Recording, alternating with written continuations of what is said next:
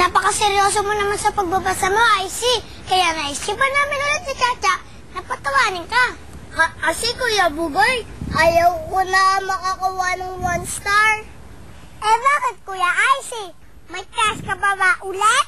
Oo, kasi ayaw ko mapababa ang grades ko para mapasaya ko naman si Mommy and Daddy.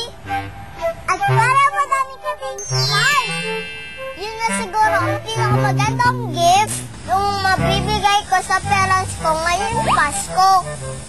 Oo nga, Arsi. Kapag kailangan mo ng tulong sa pag-aaral mo, huwag ka mahiya, lapitan ako. At ako din. Oo nga, dapat magtulungan tayong lahat para lahat tayo ay happy. Tamang-tama! Meron akong kwentong siguradong ikatutuwa ninyo.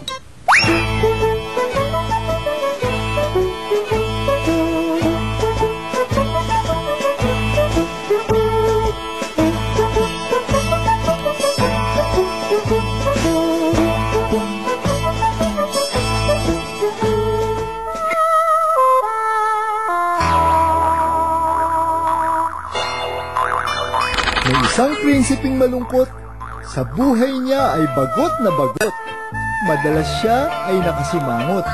Bakit ka nga ba malungkot? Bakit lagi kang nakasimangot? Gayong ang palasyo ay maraming payasong nagpapasaya sa'yo. Tanong ng amang hari.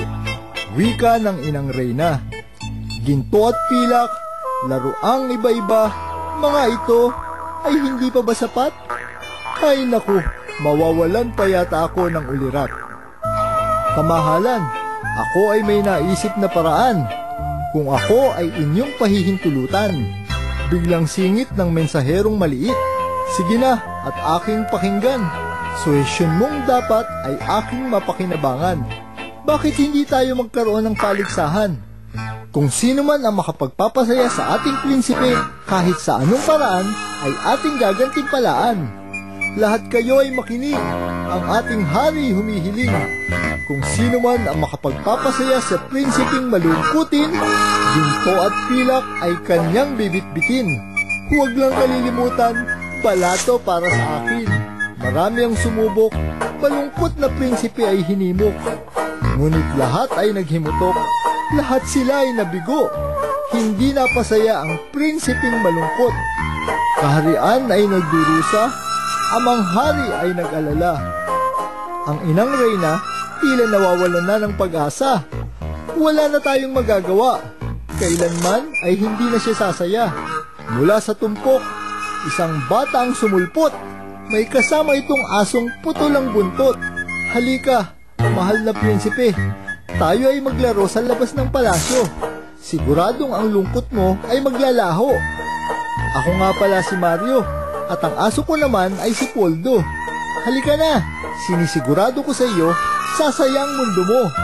Ang prinsipe ay nainganyo. Sumama siya kay Mario at kay Poldo.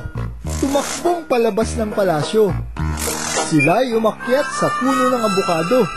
Lalambi-lambitin sa mga sanga nito. Masaya silang naligo sa ilog na mabato. Ang galing-galing lumangoy ng asong si Poldo. Masayang-masaya ang tatlo. Tuwang-tuwa ang palasyo. Binuksan ito sa publiko, buong bayan ay dumalo. Sa'yo Mario, tanggapin mo ang pabuyang ito. Tiyak, kabuhayan mo ay magbabago.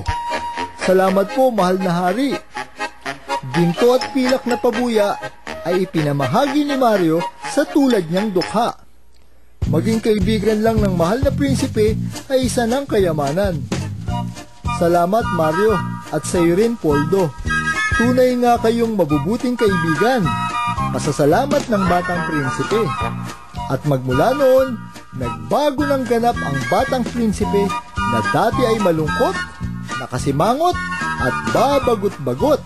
Ngayon, ang kaligayahan niya ay hindi mag-abot-abot.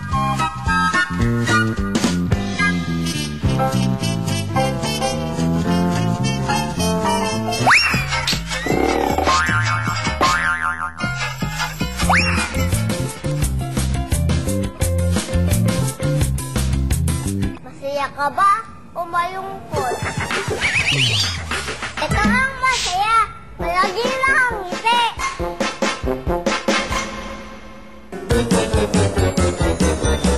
Ito naman ang malungkot. Palaging nakasimangot. Ilan ang masaya sa picture? Isa, dalawa, tatlo, apat. Ilan naman ang malungkot? Isa, dalawa. Dapat masaya silang lahat.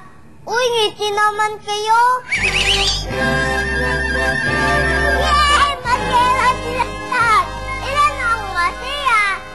Isa, dalawa, tatlo, apat, lima, anim. Yay! Uy, Icy! Para magsisimula ng party. Tara na.